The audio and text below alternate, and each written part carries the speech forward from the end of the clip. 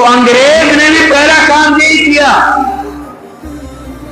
کہ مسجدیں بند کرو، جہاں مولوی ملے ان کو پکڑ کے جیلوں میں ڈالو، اذانیں بند کرو، کوئی اذان نہیں ہوگی۔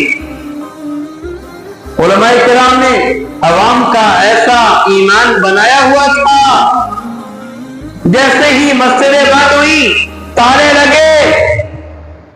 دہلی کی جامع مسجد ہے، گیٹ کو تالا لگا ہوا ہے، مسلمان دیوار پھلان کے مسجد میں جاتے ہیں، مسجد کے مینار پہ ایک مسلمان چڑھ جاتا ہے اور چڑھ کر اذان دینا شروع کی۔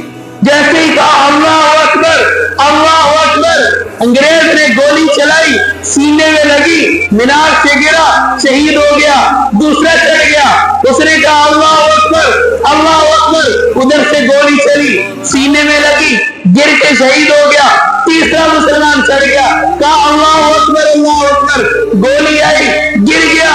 چوتھا چڑھ گیا، اللہ اکبر۔ پانچواں آیا، اشہد ان لا الہ الا اللہ، شہید کر دیا گیا۔ چھٹا آیا، اشہد ان لا الہ الا اللہ، شہید کر دیا گیا۔ اذان کے 15 کلمے، 15 مسلمان چڑھتے گئے، شہید ہوتے چلے گئے، اذان مکمل کی۔ اذان بولو بولو مکمل کی۔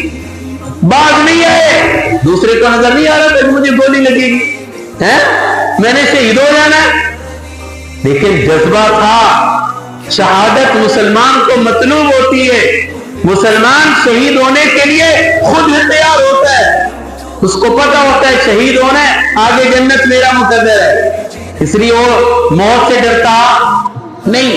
ادھر انگریز گولی چلا رہا ہے، یہ باری باری جا رہے ہیں، اللہ اکبر سے شہید ہونا شروع ہے۔ ایک کلمہ مکمل، ایک شہید، دوسرا کلمہ مکمل، دوسرا مسلمان شہید، تیسرا کلمہ مکمل، شہید۔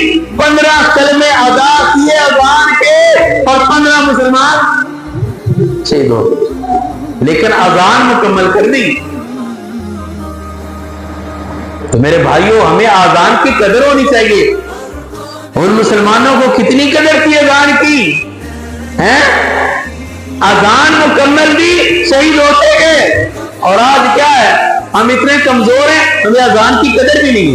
اذان ہوتی ہے، کوئی موبائل چلا رہا ہے تو چلاتے ہیں، کوئی کچھ دیکھ رہا ہے تو وہ دیکھ رہے ہیں۔ یہ نہیں کہ اذان ہو رہی ہے ہم اذان قدم کرے، اس موبائل کو بند کر دے، ٹیلی ویژن کو بند کر دے، ٹیپ کو بند کر دے، کوئی غلط کام کر رہا ہے تو اس کو چھوڑ دے۔ اذان ہو رہی ہے، اذان قدم